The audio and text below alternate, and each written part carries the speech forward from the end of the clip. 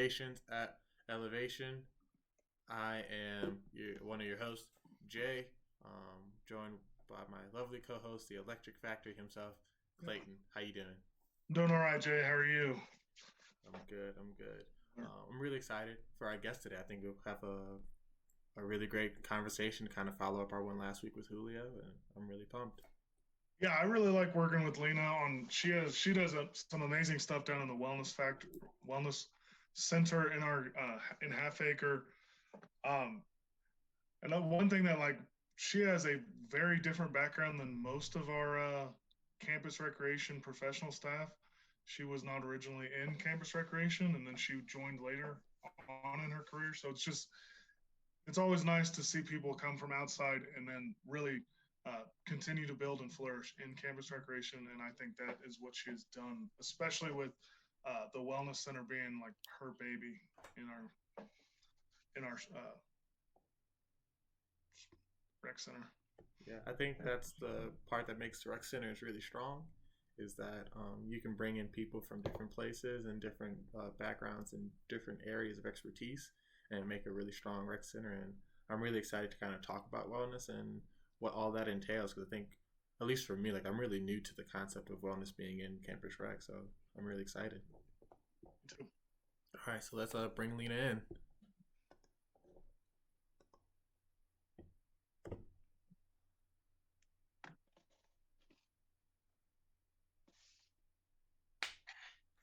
Hello, Lena. Can you hear us?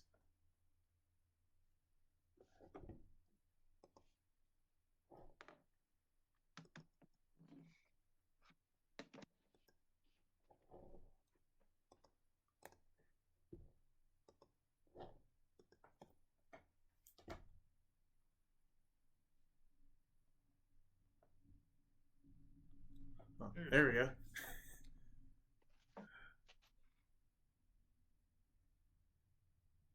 Hi. Hey, Lena, how you doing? Good. How are you? It's been a day, but I can't complain other than that.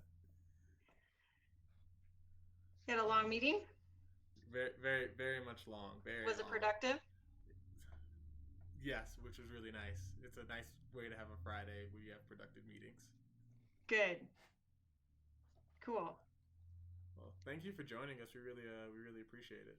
Yeah, I think that sounds cool what you're doing. I'm excited about it. Um, so I have a meeting at 1.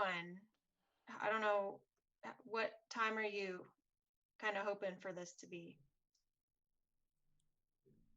It'll probably be 12:50 when we're done. It all kind of depends on, you may give us an answer that we want to elaborate on. We have a couple questions for you, and we're not bound to them. And I think the whole importance of this is that we're informing our guests on what you do and the importance of what you do, and um, we're not bound to any specific questions. We just want to make sure that our listeners are informed and understand the importance of everything that you do in wellness and the importance of wellness as a way of life. Cool. And this is going live, is that right? We are live right now on Twitch, on our Twitch channel. Oh, we are? Okay. Yeah. Well, hello, everybody. So to kind of just get us started, could you give us a quick breakdown of wellness and what it all entails? Yeah, so I think a lot of times people think about wellness. When they think about wellness, they think initially what comes to mind is physical wellness. How well do you feel? How capable are you of, running a mile or lifting weights? And certainly physical wellness is a part of wellness. But really, when we think about wellness, it's actually a lot more comprehensive than that. It's more multidimensional and more interconnected, and it entails dimensions related to emotional well-being, intellectual wellness, financial wellness, environmental, occupational, social wellness. So all of those dimensions kind of really interact and are impacted by each other. And so that's kind of what we think of is really about well-being, is all of those together holistically. Yeah, the real holistic aspect of wellness, not just the physical wellness. Yeah. Lena, you have a kind of a diverse and different background than most of our colleagues at Campus Recreation. Can you go over your journey through wellness and through schooling before you joined Campus Recreation, and how it's been since you've joined us in Campus Recreation?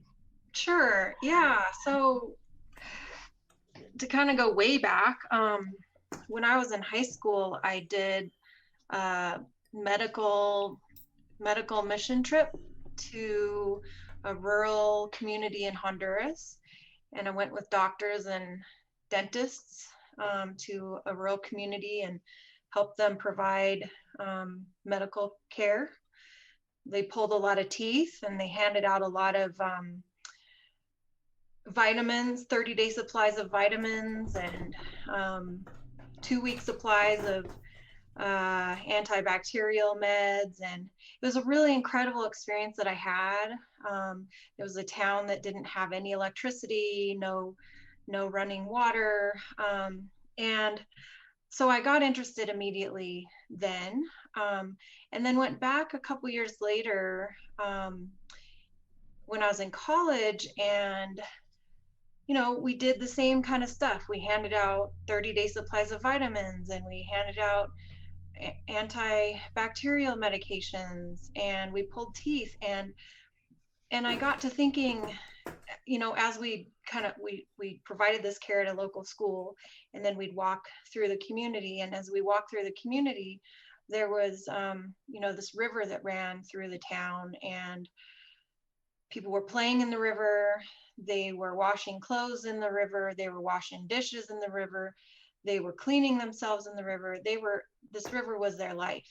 And it started to occur to me that, we were just there for a week, and we handed out all of this stuff that would last them 2 to 4 weeks.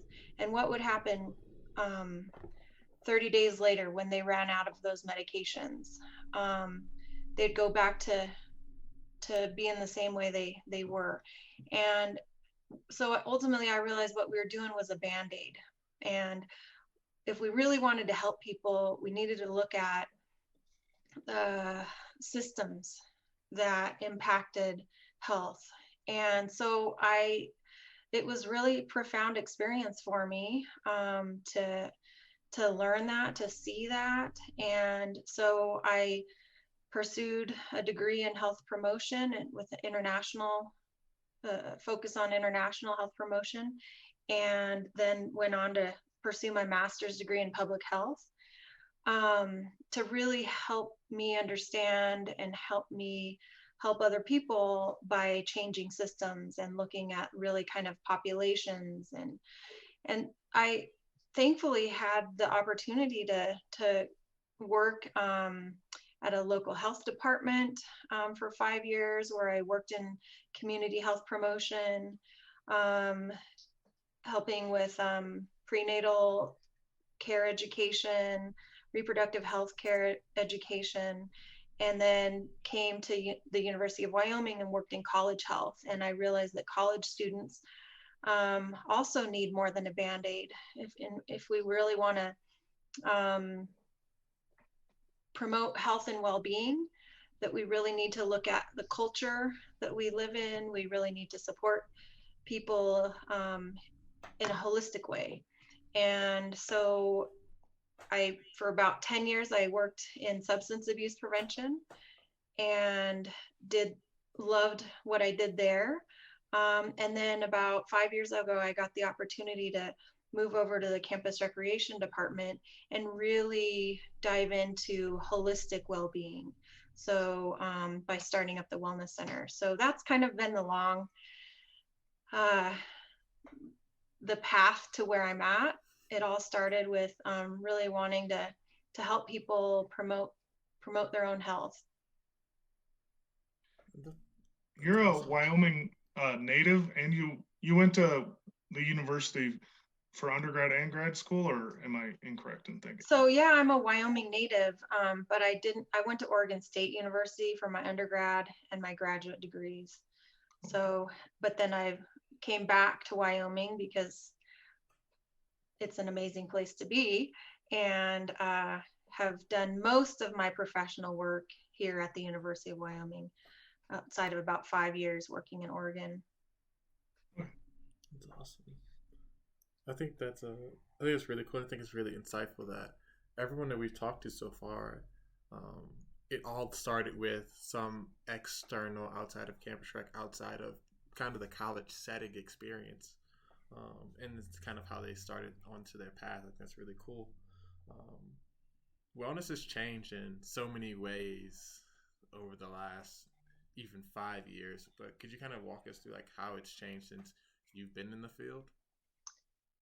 Yeah, well, like I said, I think historically people kind of have thought about wellness as physical wellness, and that's obviously still a part of wellness. But I think that since I've been in the field, um, that there's been more of a focus on more comprehensive well-being, but also really particularly a more focus on mental wellness, and also kind of more of a focus on really trying to look at the research and know what in the research says what's effective in promoting wellness, what's not effective in promoting wellness. I think a lot of times, historically we have used different messages to kind of scare people into making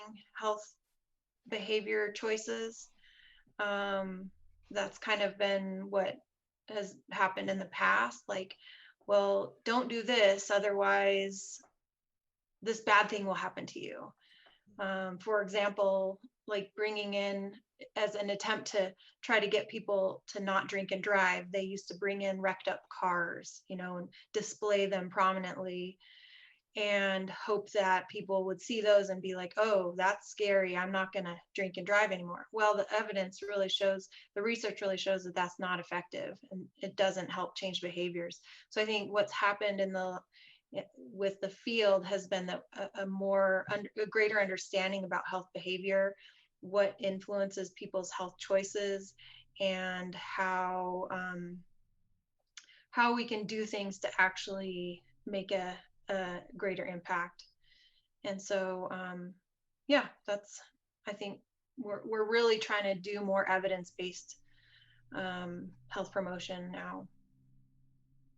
Yeah, going from the one dimension to I believe there are 8 dimensions of wellness right now.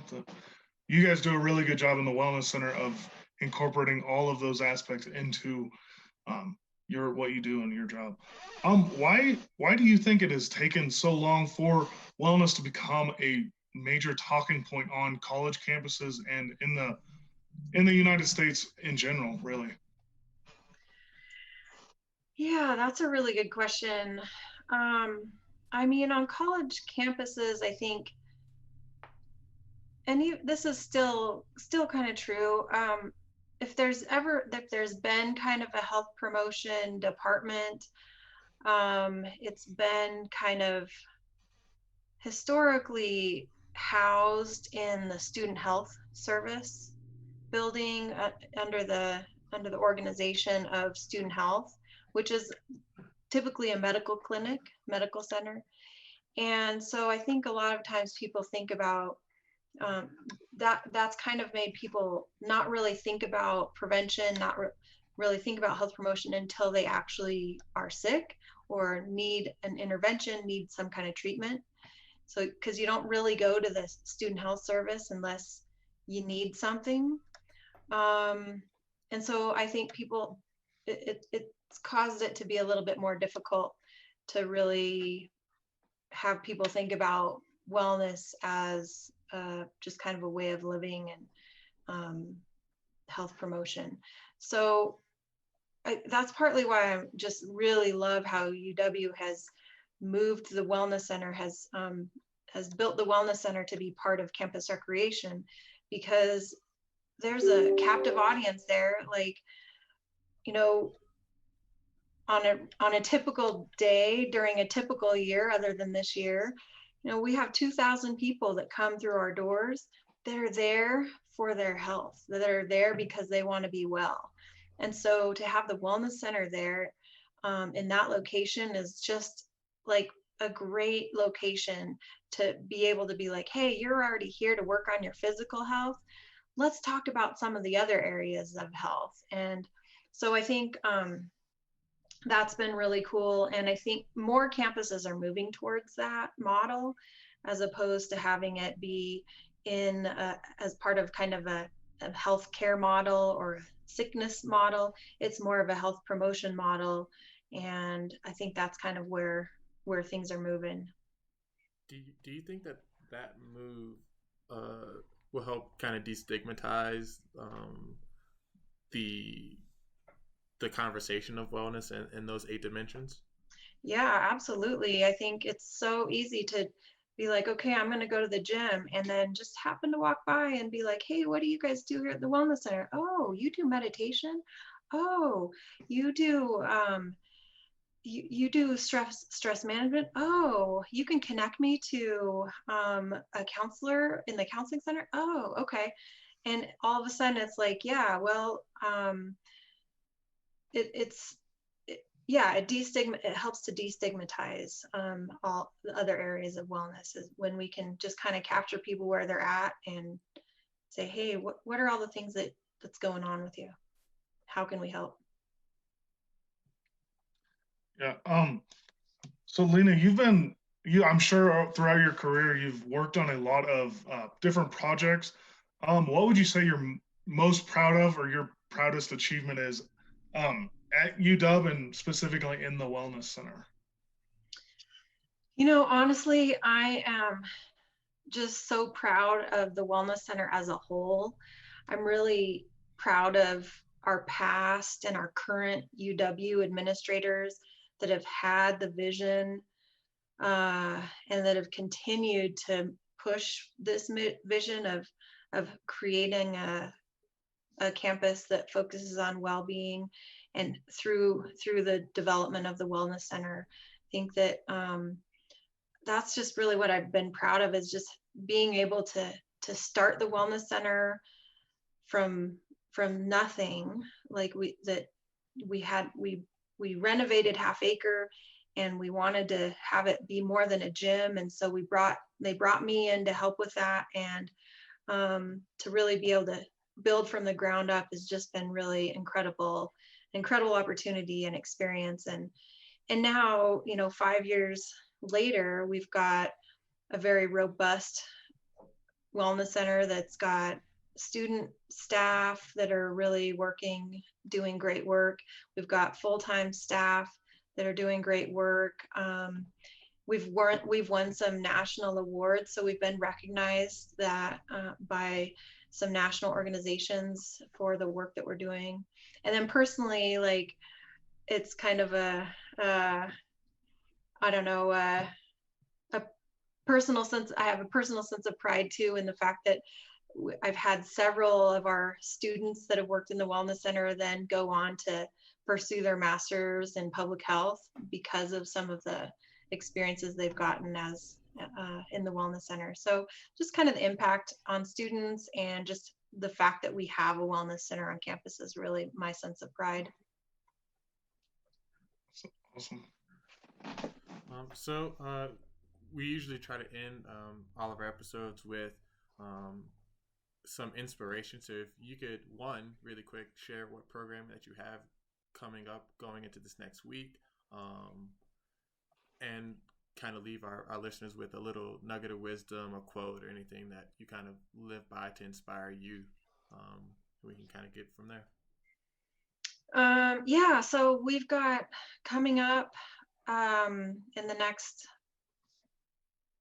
next couple weeks, we're doing it right now, and we'll be continuing to do it, is our Big Sky Mindfulness Workshop series that I really, really love. It's a 4-week workshop series for an hour and 20 minutes each each time, and basically you learn skills to help just manage emotions and just kind of gain overall greater life satisfaction and happiness. So it's called Big Sky Mindfulness Workshop Series, and people can register for it on our website.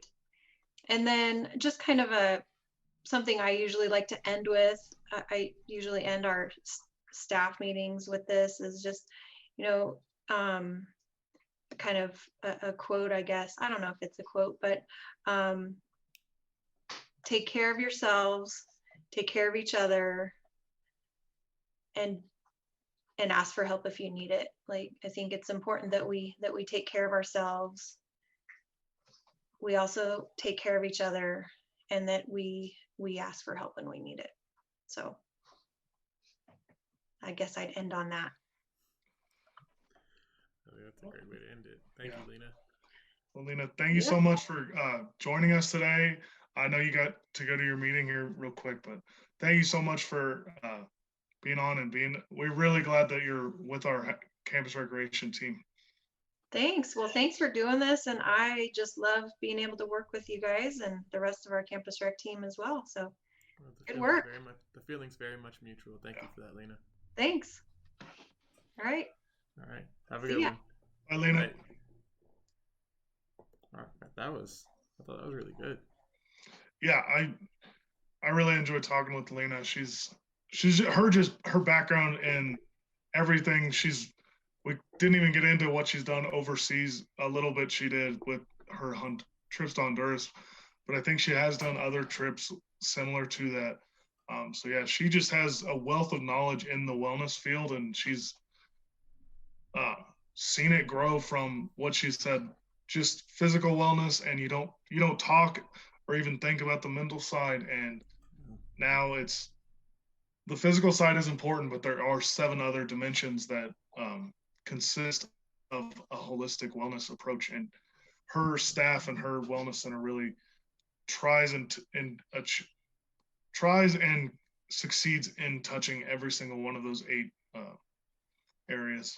Yeah, absolutely. They have some really, really diverse programming, and I think that what I really wish we had a little more time was that we could have talked about those 8 dimensions and kind of dug a little bit more. Maybe we can try and get Lena on again and kind of dive into those. I think that's such an important concept, because when we think about it, and it goes back to what we were talking about with Julio, was the wellness is just like the gym is great and it's a wonderful space to relieve stress, but like sometimes you need to talk about it. Sometimes you need to you need to go and approach it from different avenues. And I think what they do with their programming, like with the cowboy cooking class and like everything like that, I think that's such a different approach to your own wellness. I think they do a really good job. I think it's really awesome. Another, she didn't mention it, but I am creating this next week in campus recreation. They do I think one of the most important trainings that they offer is gatekeepers trainings. Going back to mental wellness, it's a course on the warning signs of suicide and suicide prevention. It's really helpful, especially in this time when everyone is still cooped up in their dorm rooms and their apartments and their houses, and you can't really go out and blow off steam like you normally would, or you shouldn't go out and blow off steam like you normally would back before COVID and hopefully after COVID. But that's happening next Tuesday, and you can sign up for that on the wellness website as well through the University of Wyoming. It's a 2-hour course next Tuesday, the 22nd. I believe it's 10 to noon, but I think that all the staff went through it last January, and you might have done it beforehand. But I think that's a really important and powerful training that they provide to students for free. And it just similar to a first aid AED class, knowing those steps to help someone else is really important. And I really enjoyed that class. It's a little deeper than a lot of trainings, but I think it's a lot more important, and like you're not always going to see, like, if you're walking down the sidewalk, someone's not going to trip and break an arm or something, but you can be sitting in Washakie eating lunch, and you have somebody next to you that is having suicidal thoughts and is depressed. And if you know those skills, you can actually save a life and be more than just a friend. You can be an actual hero. Yeah, I've done gatekeepers twice, and each time I leave with a deeper appreciation for what people in the wellness and in the counseling center do, but also like I leave with a better understanding of like what I need as a person. I think going through that training also helps that aspect of it, of not only helping others and potentially helping others and being a true hero in that regard, but also like being able to check in with yourself and have kind of those heart to hearts with yourself, which can be really difficult sometimes. Yeah, for sure. It was definitely a lot deeper than any training, but yeah, more important, so that if something is coming up in your life, you can, even if it's just a quick 5 minute like conversation or thoughts with yourself, like, hey, like I need to like go talk to somebody else. I need to bring something up, which is going back to last week with Julio, is hard to do. But with that training and with that those tips and tricks on how to do it, I think it makes it a lot easier for students, faculty, it's not just students. I know we focus a lot on students, but it helps everyone else that is there. And it's not just college students, high school students that commit suicide. It doesn't have a gender, it doesn't have a race. It's everyone, any age group can do it, and it's not discriminatory. So kind of going into that, next week we'll have Dr. Gail from the University Counseling Center to kind of continue this discussion on wellness and mental health and everything. So we'll have her on next week around noon. We'll be back here on Twitch, and we'll post the episodes same day that they're live on YouTube around 2-3 o'clock. And next week will actually be a double. So we pre-recorded an interview with Adam Burke, the Assistant Director of Programs, and we will release both of those episodes on Friday. Adam's episode will go up at noon, and then Dr. Gale's episode will go up after we're done going live. So feel free to join us on that. Stay on, Clayton, after this, and I'd love to kind of talk to you a little bit more about this, but we're going to end the stream here. Thank you all for joining us. Please give us a like, a subscribe. Eventually, we will turn this into an actual like podcast. We'll go live on Spotify or Apple Podcasts, wherever you can get those. Just some stuff that we have to kind of work through on our back end with that. But thank you for joining us. We really appreciate it.